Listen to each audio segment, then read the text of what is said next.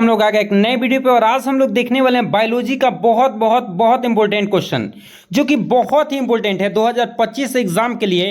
ये बहुत ही important question है। मैं बता दूं कि अगर आपके भी मन में सपना है ऐसे कि बायो में अगर आप 70 में 70 लाना चाहते हैं तो वीडियो के स्किप मत कीजिएगा और पूरा वीडियो वॉच करके जाइए। मैं बिल्कुल यकीन के साथ कहता हूं कि आपका 70 में 70 आएगा। मैं ये भी बता दूं आप लोगों को कि मैं हर रोज ये बायो का वीडियो ही क्यों बना रहा हूं। मैं सोच रहा हूं कि पहले आप लोगों का बायोलॉजी बहुत अच्छे से क्लियर कर लिया जाए, बायोलॉजी का सारे चैप्टर का आपको ऑब्जेक्टिव दे दिए जाए और हूबहू मैं बता रहा हूं कि एकदम एक भी ऐसा क्वेश्चन एग्जाम में नहीं आएगा जो कि मेरे बताए हुए से बाहर से आ जाए। इसलिए वीडियो को बिना स्किप किए हुए पूरा पढ़ के जाना है। और बायो के बाद जैसे ही बायो खत्म होगा वैसे ही आप लोगों के लिए क्या शुरू कर दूंगा, मैं केमिस्ट्री का क्वेश्चन शुरू हो जाएगा और इसी के साथ साथ क्या शुरू हो जाएगा, फिजिक्स शुरू हो जाएगा। अगर आप चाहते हैं कि 400 प्लस बोर्ड में लाएं तो देखिए, अगर 400 प्लस लाना चाहते हैं तो 400 प्लस लाना कोई बड़ी बात नहीं है। लेकिन हाँ, मैं इतना तो कह सकता हूं, देखिए मैं आप लोगों को बता दूं कि 500 नंबर का आपका पेपर होगा।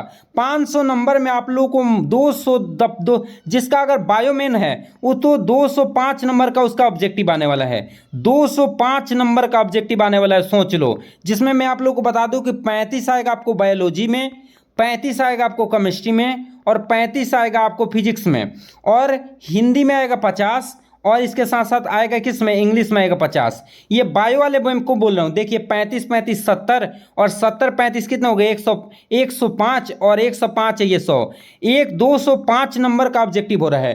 टोटल ऑब्जेक्टिव की संख्या कितना हो रहा है, 205 नंबर का हो रहा है। ठीक है, अगर मैथ में लेते हैं तो वही 30 नंबर ऐड हो जाता है। एक बात मैं और आप लोगों को सही पूर्वक मैं बताना चाहता हूं, ध्यान रखिएगा। अगर आपके मन में अगर सपना है ऐसे कि 400 प्लस लाना है तो ऑब्जेक्टिव को स्किप मत करिएगा, क्योंकि ऑब्जेक्टिव ही है जो कि 400 प्लस आपको एग्जाम में लाने में मदद करेगा। अगर आपके मन में सपना है कि 400 प्लस लाना है तो उसके लिए आपको 100% 205 नंबर का जो ऑब्जेक्टिव आ रहा है 100% इसको सही करना ही करना होगा, क्योंकि ऑब्जेक्टिव आपके लिए बहुत बहुत बहुत इंपॉर्टेंट चीज होता है। और एक एक करके ऑब्जेक्टिव समझिए और उसका आंसर याद करिए। और मैं बार बार बोलता हूं कि जिस भी चैप्टर का मैं ऑब्जेक्टिव करा रहा हूं वो चैप्टर आप पहले से रिवीजन कर लीजिए और फिर क्वेश्चन को देखिए तो आपको अच्छे तरह से याद हो जाएगा। और 400 प्लस लाना कोई बड़ी बात नहीं है अगर ऐसी सपना है। और खास करके अगर बायो में ऐसा सपना है कि 70 में 70 हमें लाना ही है तो उसके लिए वीडियो स्किप नहीं करना है, पूरा वीडियो को देख के जाना है। तो आइए हम लोग वीडियो को स्टार्ट करते हैं और एक एक क्वेश्चन समझते हुए चलते हैं। तो देखिए पहला क्वेश्चन क्या दे रखा है कि आनुवंशिकी के गुणसूत्रीय सिद्धांत किसने दिया था। देखिए एग्जाम में ऐसे भी दे सकता है कि आनुवंशिकी के क्रोमोसोमल सिद्धांत को किसने दिया था या गुणसूत्रीय सिद्धांत को किसने दिया था। मैं बता दूं कि 2024 के पेपर में ये क्वेश्चन पूछे गए थे और ये बहुत इंपॉर्टेंट क्वेश्चन है, जिसमें से पहला ऑप्शन दे रखा है क्या, वाल्टर सटन और थियोडोर बोबेरी, और तीसरा ऑप्शन है कि ए और बी दोनों, और चौथा है डी। तो मैं इसका राइट आंसर मैं बता दूं तो इसका right answer number C number होने वाला है। मतलब वाल्टर सटन और थियोडोर बोबेरी ये दोनों वैज्ञानिक मिलकर 1902 ईस्वी में, ये भी याद रखिएगा 1902 ईस्वी में गुणसूत्रीय सिद्धांत को उन्होंने क्या दिया था, जिसमें गुणसूत्र और जीन के समानताएं को उन्होंने क्या किया था, देखा था। किसकी किसकी समानताएं को देखा था, जिसमें जीन की और इसके साथ साथ क्या चीज, गुणसूत्र की समानताएं को इन्होंने क्या किए थे लो, दोनों वैज्ञानिक देखे थे लो, और उसी को इन्होंने एक सिद्धांत में बताए थे लो। उस सिद्धांत का नाम क्या है, आनुवंशिकी का गुणसूत्रीय सिद्धांत या आनुवंशिकी का क्रोमोसोमल सिद्धांत। तो इसका राइट आंसर सी होने वाला। ये भी याद रखिए कब दिया गया था, तो कब दिया गया था, 1902 ईस्वी में। बहुत इंपॉर्टेंट है बहुत, ये मैं एक्स्ट्रा जो बताता हूँ वो भी याद रखना है। ऐसा नहीं कि मैं वीडियो में जो बताया ऑप्शन वही याद कर लिए और जो मैं एक्स्ट्रा बताया उसको छोड़ दिए, तो ऐसा नहीं करना। आप लोगों को सब कुछ याद करते हुए चलना है। अगले क्वेश्चन पे आ जाता है। अगला क्वेश्चन देखिए क्या है, मेंडल के कामों को किसने दोहराया था। देखिए मेंडल जो काम किए थे, तो मेंडल जो काम किए थे वो 1865 ईस्वी में इसका निष्कर्ष निकाले थे, लेकिन इनको वैज्ञानिक घोषित नहीं किया गया था। 1865 में ये अपना जितना भी परिमाण था इन्होंने 1856 से लेकर, मैं ये भी डिटेल बता दे रहा हूँ, देखिए 1856 से लेकर 63 तक उन्होंने काम किया।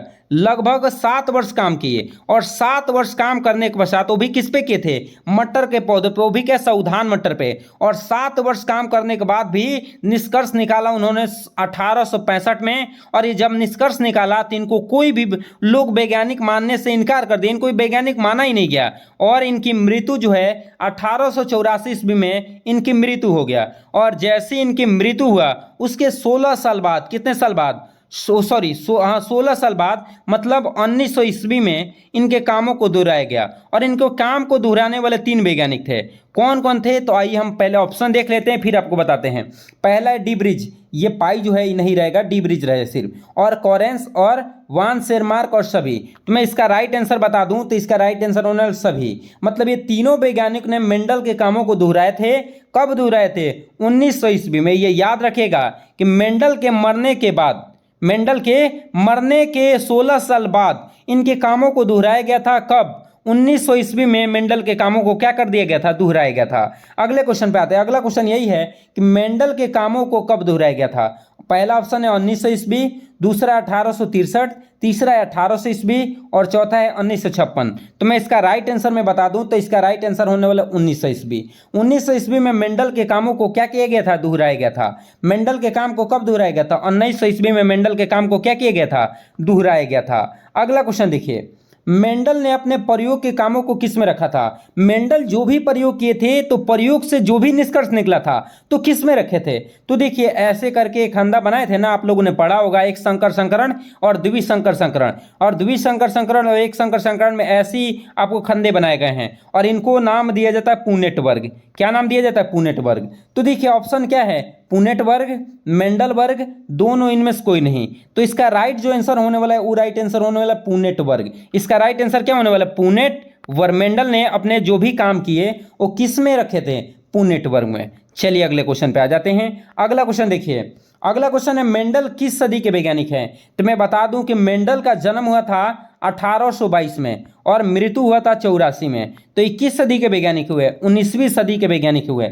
जन्म भी याद रखना है, मरण भी याद रखना है।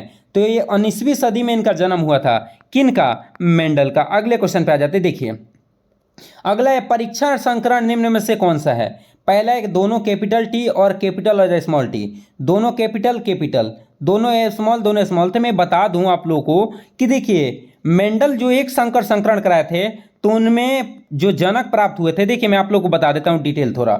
देखिए मेंडल जो एक संकर संकरण कराए थे तो उसमें टी और उसके साथ साथ स्मॉल स्मॉल दोनों टी और स्मॉल टी और कैपिटल टी लिए थे। यहां से गेम में टी बना था और यहां से टी। ये आप लोगों को क्या, ये जनक था लो, और ये संतति प्राप्त हुआ था। तो जो F1 पीढ़ी में संतति प्राप्त हुआ था उस संतति को पूर्वज से माने किसी से संकरण करा देते हैं, पूर्वज में किसी से, चाहे कैपिटल वाला से चाहे स्मॉल वाला से। तो अगर देखिए हम अगर देखिए यहाँ पे ऑप्शन नंबर क्या है, 1 नंबर, फर्स्ट ही ऑप्शन बिल्कुल सही है। देखिए यहाँ पे दे रखा है कि कैपिटल वाले का संकरण हम किससे करा देंगे, कैपिटल वाले का संकरण जनक से करा, संतति से करा देते हैं, तो उसको हम लोग क्या बोलते हैं, परीक्षण संकरण बोलते हैं। मतलब पहला ऑप्शन बिल्कुल क्या है, सही है। अगले क्वेश्चन पे आ जाता है। अगला क्वेश्चन देखिए क्या है। अगला क्वेश्चन है निम्न में से कौन सा मेंडल का नियम नहीं है। देखिए पहला है प्रभाविता का नियम, दूसरा है विसंयोजन का नियम, तीसरा है स्वतंत्र अपयूहन का नियम, और चौथा है सभी। मैं बता दूं इसका राइट आंसर होने वाला है सभी। मतलब प्रभाविता का नियम भी दिए थे, विसंयोजन का नियम भी दिए थे, स्वतंत्र अपयूहन का नियम भी दिए थे। तो इसका राइट आंसर डी नंबर होने वाला। लेकिन एक बात और मैं बता दूं यहाँ से, आप लोग को याद रखना है कि ये दोनों जो नियम है ये एक संकर संकरण पर आधारित है।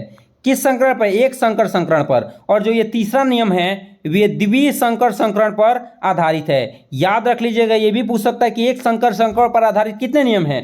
तो एक संकर संकरण पर आधारित 2 नियम हैं, वो कौन कौन है, प्रभाविता का नियम और विसंयोजन का नियम। और स्वतंत्र अपयूहन का नियम जो है वह द्विसंकर संकरण पर आधारित है, जो कि एक ही नियम है। ये याद रखना है, ऐसे नहीं कि आपको भूल जाना है। ये मैं जितने भी क्वेश्चन दिखा रहा हूं ये बहुत बहुत बहुत इंपॉर्टेंट है। अगले क्वेश्चन पे आ जाते हैं। अगला क्वेश्चन देखिए क्या है। अगला क्वेश्चन है फ्रूट फ्लाई ड्रोसोफिला मेलेनोगास्टर पर किसने काम किया था? ये फल मक्खी पे, मेलेनोगास्टर फल मक्खी पे किसने काम किया था? पहला वैज्ञानिक है मोर्गेन, दूसरा है मेंडल, और तीसरा है हेकिंग, और चौथा है सभी। तो इसका राइट जो आंसर होने वाला है, इसका राइट आंसर जो होने वाला है वो मोर्गेन होने वाला है। क्या है इसका राइट आंसर? मोर्गेन होने वाला है। ये मोर्गेन ही बहुत इंपॉर्टेंट है, याद रखिएगा। इनको प्रायोगिक आनुवंशिकी का पिता कहा जाता है। प्रायोगिक आनुवंशिकी का पिता अगर पूछता है तो मोर्गेन है, या इसका राइट आंसर क्या है? मोर्गेन है। अगले क्वेश्चन पे आ जाता है। अगला क्वेश्चन देखिए क्या दे रखा है कि दात्र कोशिका रक्ता, जिसको हिंदी और अंग्रेजी में क्या बोलते हैं? Sickle cell anaemia. जिसको अंग्रेजी में क्या बोलते हैं? Sickle cell anaemia. इसको सिकल सेल एनीमिया बोला जाता है। तो पहला ऑप्शन है क्या? स्वप्रभाविता, दूसरा ऑप्शन है बहुएलील, तीसरा है बिंदु परिवर्तन, और चौथा है सभी। तो इसका राइट जो आंसर होने वाला है, तो इसका राइट आंसर होने वाला क्या चीज? बिंदु परिवर्तन। बिंदु परिवर्तन का उदाहरण है सिकल सेल एनीमिया। अगले क्वेश्चन पे आ जाते हैं। अगला क्वेश्चन देखिए क्या है। अगला क्वेश्चन दे रखा है कि 21वें गुणसूत्र के ट्राइसोमी से कौन सा आनुवंशिक बीमारी होता है? देखिए मैं आप लोग को डिटेल तक इसके बारे में बता देता हूँ। पहले नंबर, दूसरे नंबर, तीसरे नंबर ऐसे गुणसूत्र होता है ना, तो 21वें नंबर गुणसूत्र पे अन्य कोई गुणसूत्र आकर एगो जुड़ जाएगा। तो 21वें नंबर गुणसूत्र पे अगर कोई जुड़ता है तो बीमारी जो उत्पन्न होता है वो डाउन सिंड्रोम होता है। कौन सा सिंड्रोम? डाउन सिंड्रोम, याद रखिएगा। और इसमें जब 21वें नंबर गुणसूत्र में एक्स्ट्रा गुण जो जुड़ जाता है तो टोटल रहता है 46, और एक जुड़ जाता है तो गुणसूत्र की संख्या कितनी हो जाती है? 47। अगर ऐसे भी कोई क्वेश्चन पूछते हैं कि डाउन सिंड्रोम में गुणसूत्र की संख्या कितनी हो जाती है, तो डाउन सिंड्रोम में गुणसूत्र की संख्या 47 हो जाती है। और उस बीमारी का नाम क्या है? उस बीमारी का नाम है डाउन सिंड्रोम। और एक बात और मैं बता दूं, टर्नर सिंड्रोम में गुणसूत्र पूछता है तो टर्नर सिंड्रोम में गुणसूत्र की संख्या 45 होती है, और क्लाइनफेल्टर में पूछता है तो गुणसूत्र की संख्या 47 होती है, और डाउन सिंड्रोम में भी 47 होती है। इस बात को याद रखेंगे। अगला क्वेश्चन देखिए क्या है। अगला है निम्न में से कौन सा रक्त समूह सार्वभौमिक रक्त समूह है? सार्वभौमिक का मतलब जो सबको दे सकता है। पहला है बी, और दूसरा है ए, और तीसरा है बी, और चौथा है ओ। तो मैं बता दूं कि ओ रक्त समूह ऐसा रक्त समूह होता है जो सबको डोनेट कर सकता है, सबको दे सकता है। वो रक्त समूह ऐसा समूह होता है जो सबको क्या कर सकता है? दे सकता है। एक बात मैं और बता दूं कि वो रक्त समूह सबको दे सकता है तो सार्वभौमिक हो गया। लेकिन सार्वग्राही कौन? अगर पूछ दे कि सार्वग्राही कौन है, सार्वग्राही अब अगर पूछता है कि कौन सा ब्लड ग्रुप है जो सबसे ले सकता है, तो लेने वाला होता है ए बी। ए बी सबसे ले सकता है और वो सबको क्या कर सकता है? दे सकता है। इस बात को ध्यान रखना है। अगला क्वेश्चन देखिए है कलर ब्लाइंडनेस मतलब वर्ध्यता। मैं हिंदी भी लिख देता हूं इसका होता है हिंदी वर्ध्यता। ये वर्ध्यता मेंडलीय विकार है, और ये मेंडलीय विकार होने के कारण रोगी किस रंग की पहचान नहीं कर पाते हैं? तो देखिए इसका ऑप्शन है पहला लाल और पीला रंग, दूसरा है लाल और हरा रंग, और तीसरा है लाल और नीला रंग, और चौथा है नीला और पीला। तो इसका राइट जो आंसर होने वाला है, तो इसका राइट आंसर होने वाला है बी नंबर, लाल और हरे रंग की पहचान अगर कलर ब्लाइंडनेस मतलब वर्ध्यता अगर मेंडलीय विकार हो जाता है तो लाल और हरे रंग की पहचान व्यक्ति नहीं कर पाता है। ये बहुत इंपॉर्टेंट है, देख लीजिए कितना इंपॉर्टेंट क्वेश्चन है। अगला क्वेश्चन क्या है? मेंडल ने प्रस्तावित किया था क्या? संलग्नता के नियम, आनुवंशिकता का नियम, 10% ऊर्जा का नियम, सभी। तो इसका राइट आंसर होने वाला है दूसरा नंबर आनुवंशिकता का नियम, और इसको कौन दिए थे? मोर्गेन दिए थे। याद रखिएगा कि मोर्गेन कौन सा नियम दिए थे? तो मोर्गेन जो है संलग्नता का नियम दिए थे, और आनुवंशिकता का नियम कौन दिए थे? मेंडल दिए थे। अगला क्वेश्चन देखिए क्या है कि मेंडल ने अपने लक्षणों का अध्ययन किया था कितने जोड़ी लक्षणों का अध्ययन किए थे? 4 जोड़ी, 6 जोड़ी, 7 जोड़ी, 3 जोड़ी। तो इसका राइट जो आंसर होने वाला वो 7 जोड़ी लगा लीजिएगा, 7 पेयर। ये 7 पेयर लक्षणों का अध्ययन किए थे कौन? मेंडल। अगले क्वेश्चन पे आ जाते हैं। अगला क्वेश्चन देखिए क्या है। अगला क्वेश्चन यह है कि मेंडल ने चयन किया था क्या? मटर, गार्डन मटर, पाइनस और टमाटर। तो मैं बता दूं कि मेंडल जो अपने प्रयोग के लिए लिए थे वो गार्डन मटर को लिए थे। इस बात को भूलना नहीं है, ये बहुत इंपॉर्टेंट है आपके लिए। और एक एक क्वेश्चन में जो भी बता रहा हूं ये क्वेश्चन आपके लिए बेहद इंपॉर्टेंट क्वेश्चन है, और ये क्वेश्चन 2025 में आएंगे ही आएंगे। देखिए आप लोग, मुझे यकीन है कि आप लोग अच्छे तरह से पढ़ रहे हैं और बिल्कुल आप बेहतरीन करने वाले हैं। देखिए 12th क्लास ये है जिसमें अपने मम्मी पापा का नाम रोशन कर सकते हैं और जीवन में आप अपने नाम को भी ऊंचा कर सकते हैं। देखिए 12th ऐसा मतलब आपका समझिए कि 12th में अगर बेहतर हो गया ना तो कंपटीशन निकालना आपके लिए आसान होता है। और 12th में 450 नंबर लाना, 400 नंबर लाना कोई बड़ी बात नहीं है। उसके लिए आपको क्या करने होंगे? प्रतिदिन रिविजन करने होंगे, और जितने भी ऑब्जेक्टिव बता रहा हूँ उसको इसको पढ़ना होगा, और डेली पढ़ेंगे तो एक भी ऐसा ऑब्जेक्टिव नहीं आएगा जो कि मेरे पढ़ाए हुए से बाहर रहे, तो इसलिए आप लोग को अच्छे तरह से पढ़ना है। तो आइए अगला क्वेश्चन है, निम्न में से कौन सा रोग हीमोग्लोबिन त्रुटि के कारण होता है? पहला है डाउन सिंड्रोम, दूसरा है टर्नर सिंड्रोम, तीसरा है सिकल सेल एनीमिया, चौथा है क्लाइनफिल्टर सिंड्रोम। तो जो इसका राइट आंसर होने वाला वो है क्या चीज? इसका सिकल सेल एनीमिया होने वाला है। हीमोग्लोबिन की कमी से कौन सा रोग होता है? Sickle cell anaemia. अगले क्वेश्चन पे आ जाते हैं। अगला क्वेश्चन देखिए क्या है, अगला क्वेश्चन भी देखिए क्या है कि एक जीव जोड़ा दूसरे जीन जोड़े के, दूसरे जीन यहाँ पर लिखना चाहिए, 3 लिख दिया गया है, ये गलती से यहाँ पर जीन डाल लीजिएगा। 3 जोड़े को प्रभावित कर देता है, इस घटना क्या कहते हैं? प्रभावित एपीस्टेटिस, उत्परिवर्तन सभी। तो जो इसका राइट आंसर होने वाला वो है बी नंबर, एपीस्टेटिस कहते हैं। क्या बोलते हैं इसको? एपीस्टेटिस बोलते हैं, और ये बहुत इंपॉर्टेंट है। अगले क्वेश्चन पे आ जाते हैं। देखिए पाल्मकीज लक्षण कौन सा सिंड्रोम दर्शाता है? पहला है डाउन सिंड्रोम, दूसरा है टर्नर सिंड्रोम, तीसरा है क्लाइनफिल्टर सिंड्रोम, और चौथा है सभी। तो मैं बता दूं इसका राइट जो आंसर होने वाला है वो होने वाला है क्या चीज? Down syndrome. इसका राइट आंसर होने वाला है डाउन सिंड्रोम। पाल्मकीज ये हथेली में होता है, जो कि डाउन सिंड्रोम का लक्षण है। अगले क्वेश्चन पे देखिए कि सिकल सेल एनीमिया में जीएजी किसके द्वारा विस्थापित हो जाता है? पहला ऑप्शन है क्या? जीयूजी, जीएसी, सीसीयू और सभी। तो इसका राइट जो आंसर होने वाला है वो है जीयूजी। जीयूजी के द्वारा क्या होता है? जीएजी क्या हो जाता है? प्रतिस्थापित हो जाता है। अगले क्वेश्चन पे आ जाता है। अगला क्वेश्चन क्या है? ब्लीडर्स रोग किसे कहा जाता है? पहला है हीमोफीलिया, दूसरा है सिकल सेल एनीमिया, तीसरा है थैलेसीमिया, और चौथा है सभी। तो मैं बता दूं कि इसका राइट जो आंसर होने वाला है वो है हीमोफीलिया। हीमोफीलिया को क्या कहा जाता है? ब्लीडर्स रोग कहा जाता है। ठीक है, तो ये आज मैं आप लोगों को कितने क्वेश्चन कराया? 20 क्वेश्चन कराया। कल भी आप लोग कितने क्वेश्चन कराया था? 20 क्वेश्चन कराया था। टोटल क्वेश्चन कितने हो गए? 40। और आप लोगों को प्रतिदिन ये 1 बार 2 बार वीडियो देख लेंगे तो आपको फायदा ही फायदा करेगा, और बिल्कुल एग्जाम में उतना बेहतरीन करेंगे जितना आपने सोचा नहीं था। तो चलिए हम लोग इसी के साथ मिलते हैं अगले वीडियो में। तब तक के लिए जय हिंद।